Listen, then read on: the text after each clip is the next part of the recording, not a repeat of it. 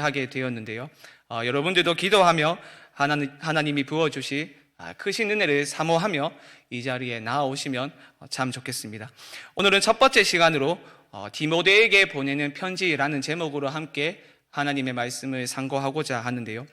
첫 시간이니까 바울이 이 서신을 쓴 당시의 정황과 그리고 바울이 왜 이 서신을 작성을 하였는지, 그리고 우리가 읽었던 말씀이죠.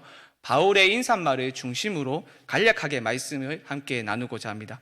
디모데 전서는 디모데 후서 그리고 디도서와 함께 바울이 쓴 많은 서신들 중에서 목회 서신으로 분류되는 그런 서신인데요. 대부분의 학자들은 이 목회 서신이 바울의 4차 선교 여행 당시 때 작성되었다고 그렇게 주장을 합니다. 우리는 성경에 바울의 4차 선교 여행에 대해서 구체적으로 이야기를 하고 있지 않기 때문에 동선이 구체적으로 어떻게 되는지, 그리고 그 선교 기간 중에 바울에게 어떤 일이 일어났는지 우리는 구체적으로 알 수 없습니다. 하지만 학자들은 바울의 편지와 그리고 성경 밖에 있는 여러 문헌들을 통하여서 바울의 4차 선교 여행을 재구성하였는데요. 사도행전 28장은 바울이 로마 감옥에 있는 상태로 끝이 나는데, 우리가 생각하는 어두침침한 그러한 감옥이 아니라 가택연금이라고 할 수 있는 비교적 자유로운 환경에 바울이 있었습니다. 그런데 그것이 바울의 마지막이 아닙니다. 바울이 가택연금의 상황에서 잠깐 풀려나는 기간이 있었는데요. 바울이 가택연금의 상황에서 잠깐 풀려나고 그리고 몇 년의 시간이 지났는지 정확히 알 수는 없지만, 시간이 지나 다시 로마에 2차 투옥될 때까지 바울이 했던 선교 여행을 사람들은 바울의 제4차 선교 여행이라고 말합니다. 그리고 이때 디모데 전서를 비롯하여서 디모데 후서와 디도서와 같은 목회 서신들이 작성이 되었던 것인데요. 잠시 이 목회 서신들을 중심으로 바울의 4차 선교 여행을 우리가 한번 재구성을 해보자면요. 약 62년경에 바울은 가택연금의 상황에서 풀려났고 로마 교회의 후원을 받아가지고 그가 그토록 가고 싶어 했었던 서버나, 지금의 스페인으로 바울은 선교 여행을 떠났습니다.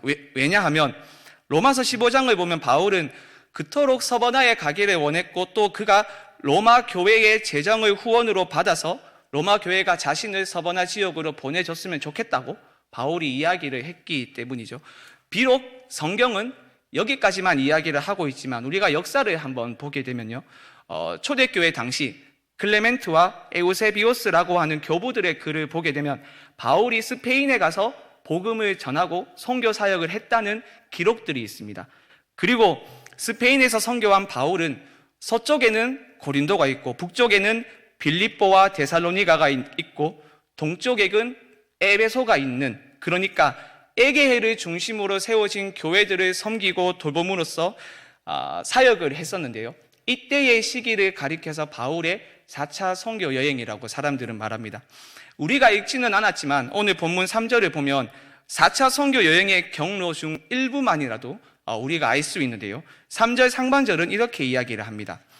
내가 마게도냐로 갈 때에 너를 권하여 에베소에 머물라 한 것은. 지도를 한번 보여주시면 좋겠는데요.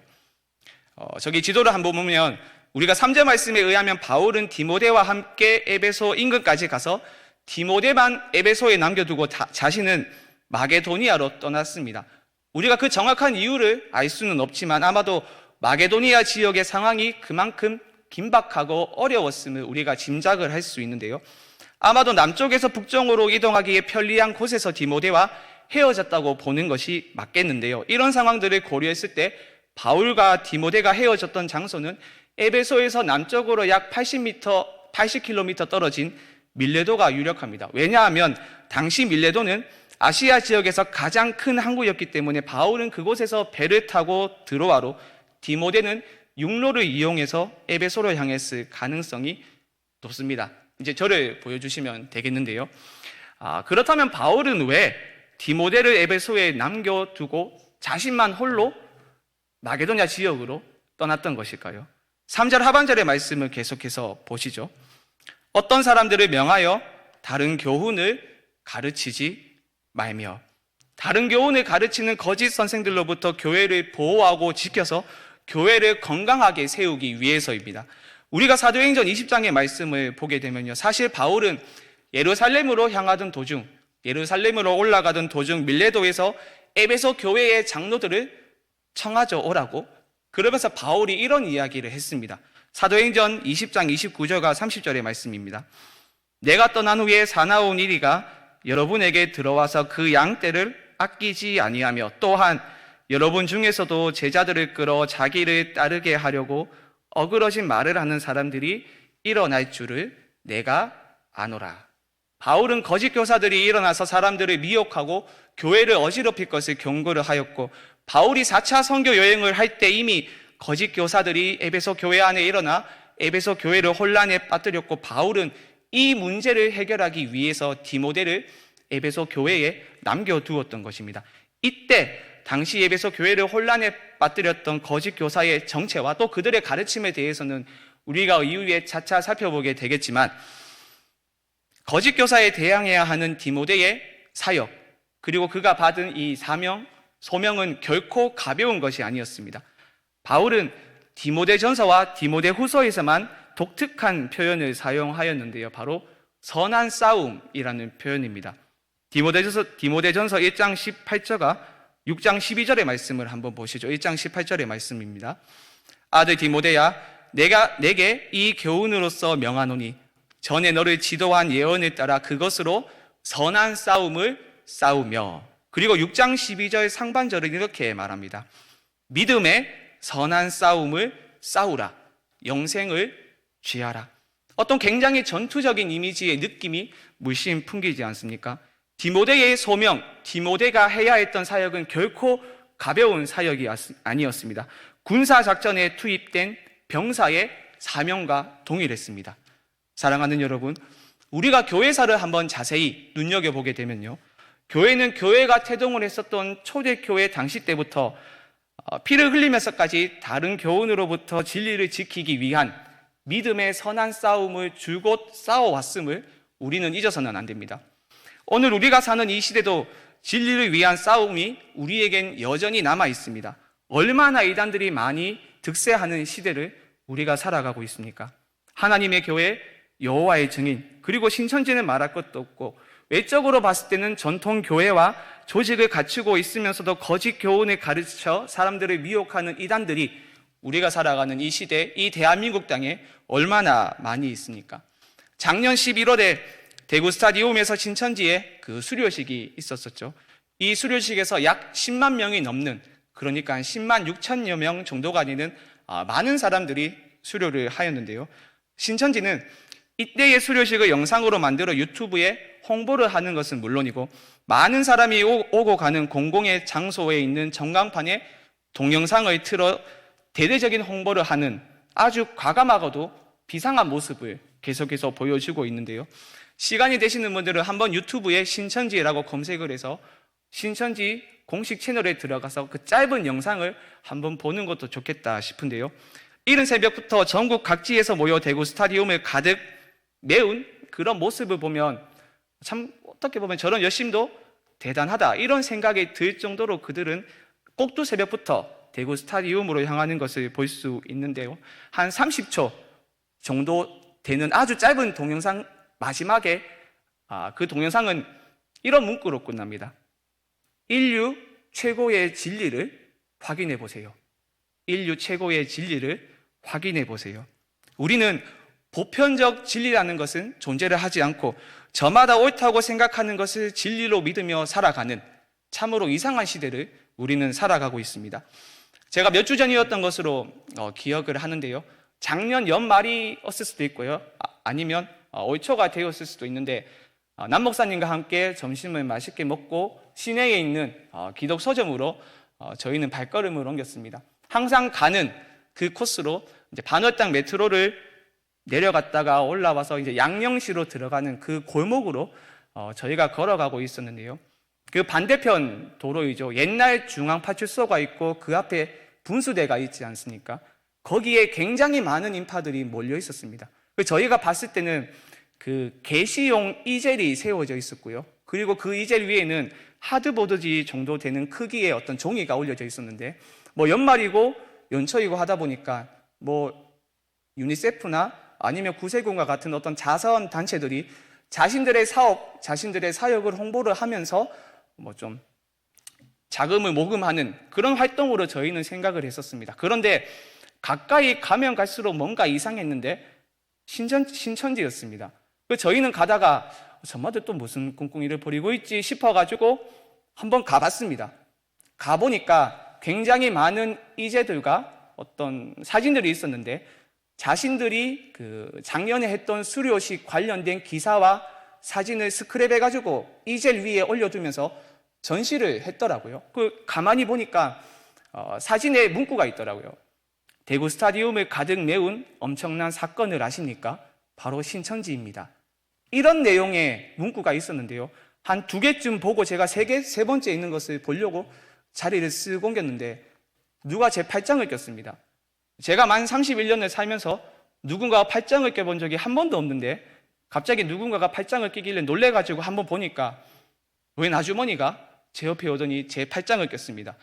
그리고 불과 몇 초 전에 제 옆에 같이 있었던 남 목사님은 먼 발치에서 떨어져서 측은한 눈빛으로 저를 쳐다보고 있었는데요. 그 아주머니께서 저한테 묻더라고요. 평소 신천지에 대해서 어떻게 생각을 하시나요? 한 번 묻는 게 아니고 계속해서 묻는 겁니다. 제가 목사입니다 라는 말이 목구멍까지 올라왔다가 한 2명 정도 더 되는 아주머니께서 저한테 오는 겁니다. 깜짝 놀래가지고 저는 대충 얼버무리며 자리를 빨리 피했는데요. 평소에 신천지가 사람들을 포교할 때 젊고 잘생긴 총각과 이쁜 아가씨를 동원한다고 들었는데 왜 저한테는 아주머니가 왔는지 근심하며 이제 저는 돌아갔었는데요. 그렇게 남 목사님하고 전 전마들 이상하다 이렇게 이야기를 하면서 서점으로 갔는데 불과 2분 정도 떨어진 거리인 그 옛날 대구 아카데미 극장 앞에 약간 광장 같은 곳이 있지 않습니까? 그곳에도 사람들이 가득 있었는데 알고 보니까 신천지가 동일한 홍보를 하고 있었습니다. 우리는 신천지를 비롯한 여러 이단들에 넘어가는 사람들을 이해를 하지 못하죠. 이제 설교를 준비하면서 유튜브에 계속해서 한번 들어가 보게 되었는데요. 신천지 홍식 홈페이지 채널에 들어가니까 내가 신천지를 선택한 이유라는 아주 짧은 제목의 한 3분, 4분 남짓한 짧은 영상이 있는데요. 그 영상을 제가 한번 들어보았습니다. 한 5명 내지 6명 정도 되는 사람들이 자기들이 왜 신천지를 믿고 있는지에 대해서 인터뷰를 했는데 제일 처음 인터뷰를 했던 자매가 이렇게 인터뷰를 했는데요. 이제 신천지 말씀을 듣고 나니까 신천지는 하나님의 나라라는 것을 육하원칙을 통해서 근거를 다 말씀해 주셨는데 세상에 있는 사람들은 이유 없는 부정만 많이 하고 계시더라고요. 여기가 진짜 성경대로 이루어지는 곳이구나 라고 다 인정을 해서 나온 사람들입니다 라고 말입니다. 신천지도 어떤 철학책이나 역사책이나 과학책을 비롯하여서 일반 학문의 책에 근거를 두고 자신들의 교리를 가르치지 않습니다. 우리와 똑같은 성경의 근거를 두고 그들의 교리를 가르치고 있고 많은 이들이 특히 교회 안에 있는 사람들이 미혹되고 있습니다. 왜 그럴까요? 결론적으로 이야기하면 성경에 대해서 정확하게 알고 있지 못하기 때문이죠. 성경에 대해서 무지하니 성경을 가지고 헛소리를 해도 분별하지 못하고 무엇을 지키기 위해 싸워야 되는지를 모르는 겁니다. 그러니 성경의 이 말씀이 선지자와 예수와 사도가 말했던 그 말씀들이 계시록에 이렇게 성취되었다고 그럴듯한 논리로 말하며 미혹되어 신천지와 같은 이단에 빠져 허송세월의 삶을 살아가는 겁니다. 사랑하는 여러분, 이단의 논리를 반박하고 그들과 싸우는 일은 어떤 대단한 신학적인 지식을 가지고 있는 신학자들 혹은 교회의 목사를 비롯한 어떤 리더들의 전유물이 아닙니다. 거짓된 가르침에 맞서 싸움으로써 진리를 수호해야 할 책임은 우리 모두에게 바로 이 땅의 교회에게 있습니다. 교회는 후에 이 디모데 전서에서 바울이 말하는 것처럼 진리의 기둥과 터입니다. 이것이 모든 세대와 시대에 주어진 교회의 사명입니다. 교회는 이 땅에서 세상에 대항하여 진리를 나타내고 보존하며 세우는 대들보요 기초입니다. 교회가 이것에서 이탈했을 때 교회는 그의 소명을 잃는 것이고 그 자신의 존재를 없이 하는 겁니다. 사랑하는 여러분, 지금 디모데가 선한 싸움을 하고 있는 에베소 교회의 모습을 한번 보십시오. 우리는 요한계시록에서 약 30년이 지난 후에 에베소 교회의 모습을 볼 수 있죠. 계시록에서 7 교회를 향한 주님의 말씀 중 첫 번째로 등장하는 교회가 바로 에베소 교회이죠. 계시록 2장 2절과 6절의 말씀을 보시면 에베소 교회를 향하여서 주님께서 칭찬을 하시죠. 이렇게 칭찬을 하십니다. 2절의 말씀을 한번 보시죠. 우리 한 목소리로 함께 읽도록 하겠습니다. 시작.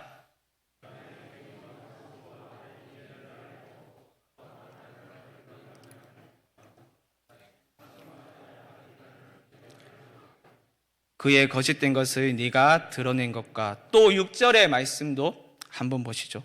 오직 내게 이것이 있으니 네가 니골라당의 행위를 미워하는도다. 나도 이것을 미워하노라. 물론 지금 에베소 교회에서 활동하고 있는 거짓 교사를 계시록에서 말하고 있는 자칭 사도와 니골라 당으로 동일하게 보는 것은 다소 무리가 있겠지만, 에베소 교회는 진리에 대한 열정을 가지고 그들이 듣고 배웠던 진리를 굳게 지키며 주님으로부터 칭찬을 들었었던 교회가 되었습니다. 그래서 초대교회 교부 중에 안디옥의 교부 이그나티우스라고 하는 교부는 당시 에베소의 감독이었던 오네시무스에게 편지를 썼는데, 그 편지에 다음과 같은 내용이 있습니다. 여러분 모두는 진리에 따라 살아갑니다. 어떠한 이단도 여러분 가운데 머물지 못합니다. 여러분은 더 이상 누구의 말에도 귀 기울이지 않고 오직 예수 그리스도에 대해 진실되게 말하는 이의 목소리에만 귀를 기울입니다.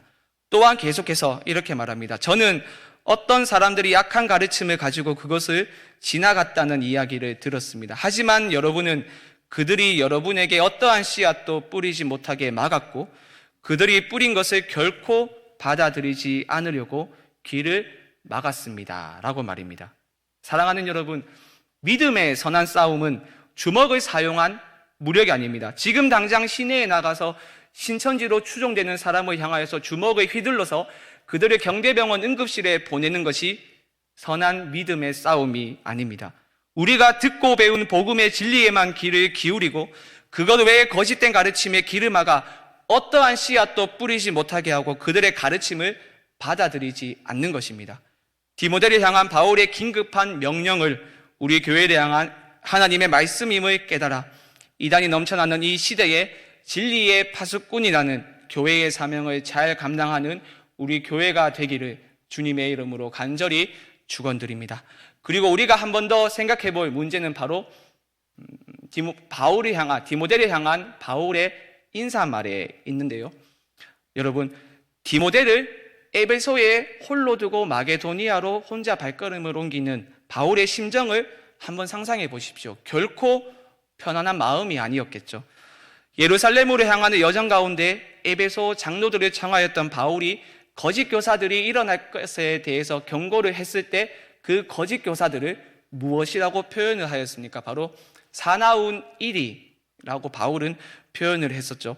분명 믿음 안에서 참 아들 된 디모데를 그곳에 보낸다는 것은 바울에게는 굉장히 어려운 결정이었을 것이며 아마 바울의 기도 제목이었을 것임이 분명합니다.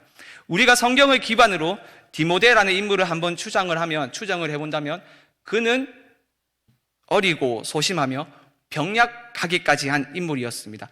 그런 그에게 거짓 교사에 맞서 진리를 수호하라는 사명은 밤잠을 설치게 만들 정도의 압박감을 주었음이 분명하겠죠. 바울은 서신의 인사말에서 두려움에 떨고 있을 디모데를 격려하기 위해서 다른 서신들에서는 볼 수 없는 아주 독특한 단어를 사용을 하는데요. 바로 긍휼이라는 단어입니다.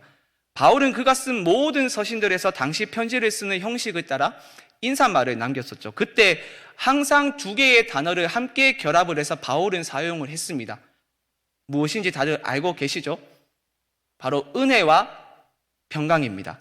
모든 서신에서 바울은 하나님 우리 아버지와 주 예수 그리스도로부터 은혜와 평강이 있기를 원하노라 라는 인사말과 함께 자신의 서신을 시작을 했었는데요. 그런데 디모데 전서와 디모데 후서에서 바울은 은혜와 평강의 긍휼이라는 단어를 덧붙입니다. 2절의 말씀을 한번 다시 보시죠. 믿음 안에서 참 아들 된 디모데에게 편지하노니 하나님 아버지와 그리스도 예수 우리 주께로부터 은혜와 긍휼과 평강이 있을지어다. 그렇다면 호기심이 많은 우리는 한번 생각을 해보겠죠. 왜 디모데 전서와 디모데 후서에만 바울이 긍휼이라는 단어를 덧붙였던 것일까? 같은 목회 서신으로 분류되는 디도서에서도 바울은 긍휼이라는 단어를 덧붙이지 않고 은혜와 평강만을 기원하고 있습니다. 본문에 등장하는 긍휼이라는 이 단어는 굉장히 여러 가지 의미로 번역을 할 수 있겠는데요.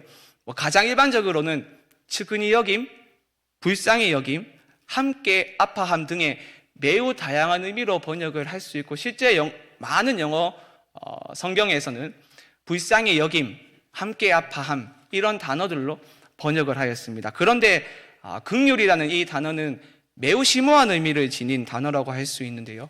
왜냐하면 우리에게 익숙한 구약 성경의 헤세드라는 단어를 그리스어로 번역을 할 때 긍휼이라고 번역을 하기 때문입니다. 그리고 헤세드는 여러 의미로 번역을 할 수도 있죠. 그런데 가장 대표적으로는 하나님의 언약적 사랑을 의미하는 것이 바로 히브리 성경의 헤세드라는 단어입니다. 사나운 이리 때가 도사리고 있는 에베소 교회에 믿음 안에서 참 아들 된 디모데를 보낸다는 것은 바울의 마음을 무겁게 했을 것이 분명했고, 바울은 디모데가 자기 백성을 끝까지 인도하시는 하나님의 사랑과 보호를 깊이 깨닫기를 원했던 겁니다. 중요한 것은 바울은 그저 이론에 그친 긍휼, 자기가 구약 성경을 열심히 연구해서 깨달은 긍휼을 말하지 않습니다. 바울은 자신이 깊이 깨달은 긍휼, 자신이 깊이 경험한 하나님의 언약적 사랑을 지금 말하고 있습니다. 긍휼을 언급한 디모데 전서와 디모데 후서 말씀을 우리가 보면 바울은 자신이 경험했었던, 자신이 체험했었던 하나님의 긍휼에 대해서 여러 번 이야기를 하고 있습니다. 디모데 전서 1장 13절은 이렇게 말합니다. 우리 함께 읽어보도록 하겠습니다. 시작.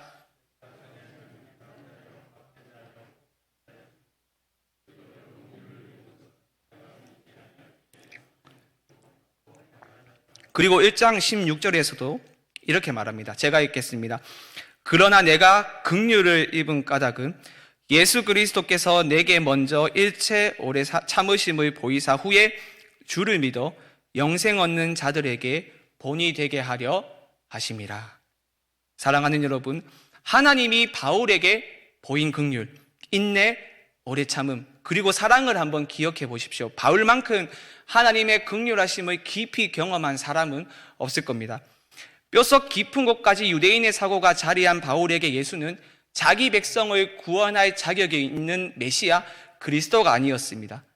부활하신 주님을 만나기 전까지 그는 주의 몸된 교회를 비방하고 박행하고 폭행하였으며 누가 가라 하지도 않았는데 다메섹까지 가서 예수를 따르는 자들을 잡아오는 열심을 바울은 보였습니다. 그런데 하나님은 그런 바울을 벌하지 않으셨습니다. 심판하지 않으셨습니다. 아들의 피를 값주고 산 교회를 핍박하는데도 오래 참으심으로써 자기 백성을 향한 하나님의 무한한 자비와 사랑을 보여주셨습니다. 그리고 때가 되었을 때 부활하신 주님이 바울에게 나타나 바울을 만나주셨고 예수를 전하는 사도로 부르심을 받았습니다. 이 모든 것이 자기 백성을 향한 하나님의 언약적 사랑이 있었기 때문에 일어날 수 있었던 것이죠. 하나님의 언약적 사랑은 여기에서 끝나지 않습니다. 이후 바울의 행보를 여러분 한번 보십시오. 그의 사역을 돌아보십시오. 얼마나 많은 대적들로부터 짓눌리고 억눌리고 고통스러운 목회를 바울이 했으니까. 게다가 그의 육체에는 가시가 있었으니 그가 겪었던 정신적이고 그리고 육체적인 고통과 괴로움을 우리는 절대 헤아릴 수 없습니다.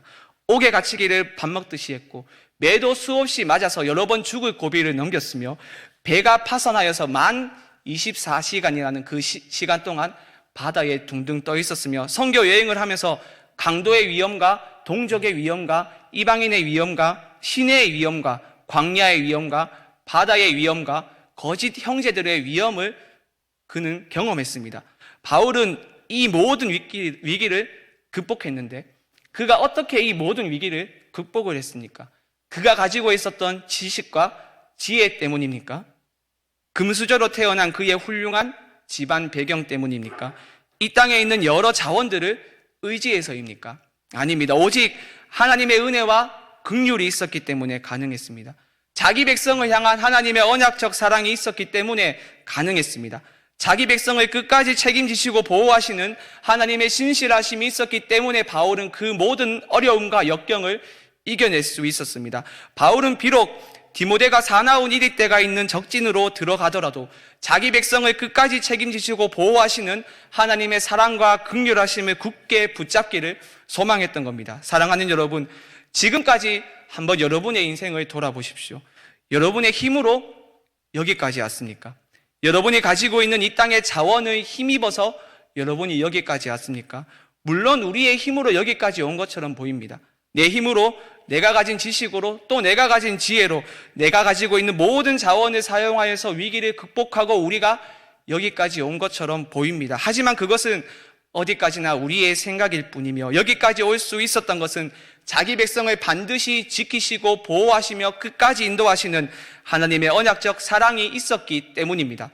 굴곡진 우리의 인생길, 두려울 것이 참으로 많은 우리의 인생길, 사나운 이리 때가 있는 곳으로 들어가는 디모데의 모습이 바로 우리의 모습이지 않습니까? 이런 우리의 인생에서 의지할 것이 무엇이겠습니까? 오직 하나님의 긍휼, 하나님의 언약적 사랑밖에 없지 않습니까? 여러분에게는 바울과 같은 믿음의 고백과 경험이 있습니까? 여기까지 올 수 있었던 것이 하나님의 인도와 보호하심 때문임을 여러분들을 믿고 고백하고 있습니까? 다른 사람에게 어떤 상황 속에서도 하나님의 긍휼을 의지하라고 붙들라고 말할 수 있는 그 간증이 여러분에게는 있습니까? 우리가 처한 상황이 가늠할 수 없을 만큼 깊고 넓은 절망적인 상황이라 하더라도 하나님의 긍휼하심보다 깊고 넓을 수는 없습니다. 하나님의 헤세드는 우리가 겪는 절망적인 상황을 역전시켜서 슬픔을 기쁨으로, 신음을 노래로, 한숨을 기도로 바꾸는 힘이 있습니다. 다윗이 시편 23편 6절의 말씀에서 이렇게 이야기를 했었죠.